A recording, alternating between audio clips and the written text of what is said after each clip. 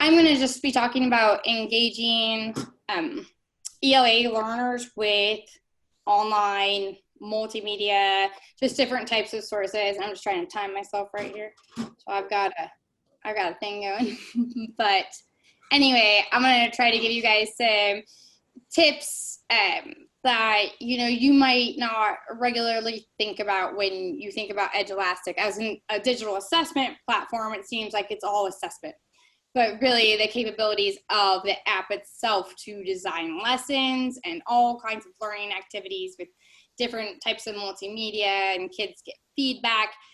It's a really great platform to use to front load, assess, really store your content. Like, my students love Edulastic. Honestly, when their assignments are posted somewhere else, they can't find them somehow.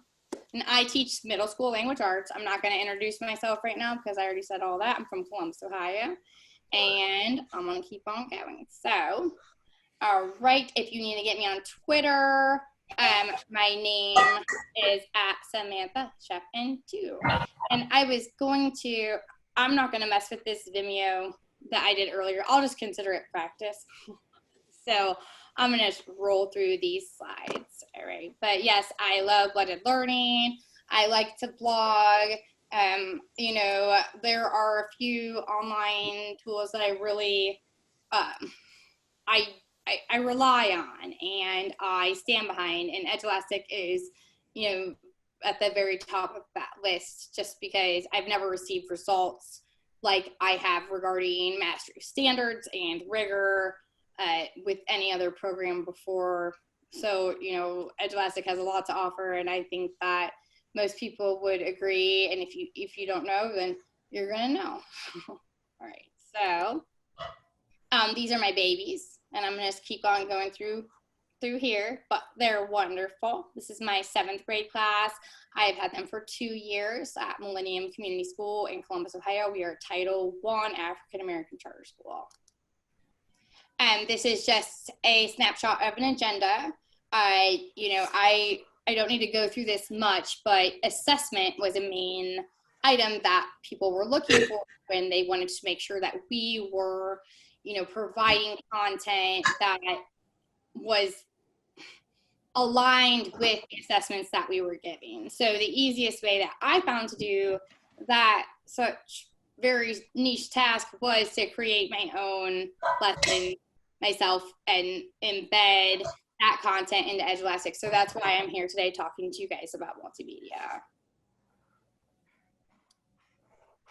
Okay, this was just a Wakelet page that I hosted things on, kind of like an LMS, but you can see how you can share multiple kinds of content on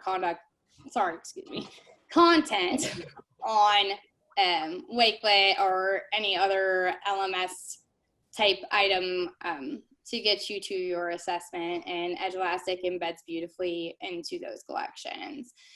So this is an example of using read-alouds in your lessons.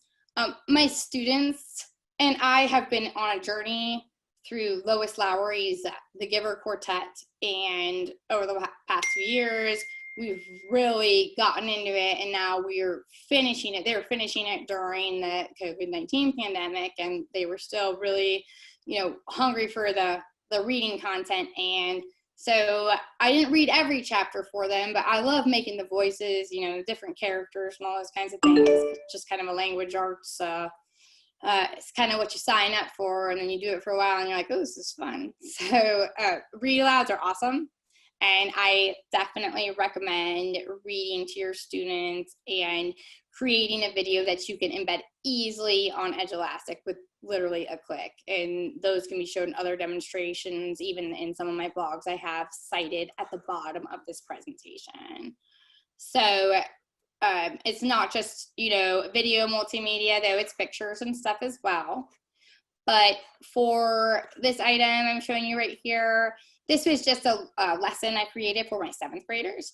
It included close reading, a few chapters. I used the upload a file function to get their whole PDF in there, just in case they wanted to refer to that. And then, you know, I read a chapter to them, and then their question was about making an inference about the protagonist, and they were encouraged to, you know, to get the best score possible, use the RACE method, which is restate the question, answer the question, cite from the text, and explain. So that's a lot of the, you know, working in middle school, that's the formula you teach because it catches the algorithm for state testing. And so that is something that I just reiterate, and we master, and we remediate, and we do it over and over again because it's something that works. And it does actually help the students understand, you know, what the questions are asking and the best way to answer them per their knowledge of the topic.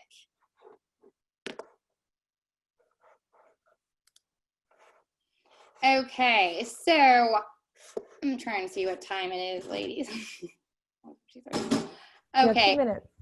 2 minutes. Okay, I'm not going to show video content right now because there is not time, but I'll just click into this so you can see how easy it is to get to an assessment, and, you know, really it changes it. I mean, it's this evolution from just being a test to being a lesson and a test. You know, it gives you the ability to provide your students, whoever they are, with differentiated content and supports.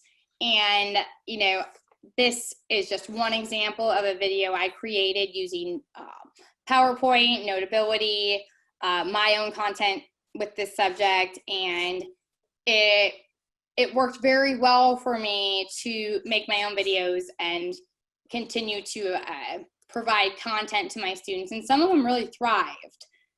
Not being in the physical classroom, I hate to say that because there are all these things we cannot offer them when we are not in front of their faces, especially when they're from, you know, environments where they may not have all the supports and resources that they need.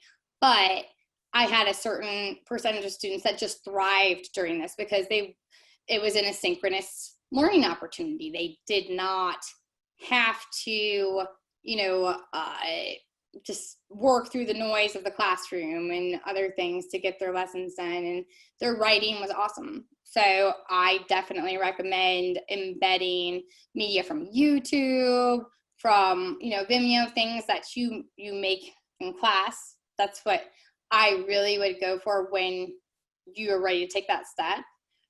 Using programs just like PowerPoint, and then taking some kind of stylus and, you know, putting your own personal touch to it. And that's also the Read-Aloud theory behind, you know, me pushing that is they want to hear your voices. They miss us.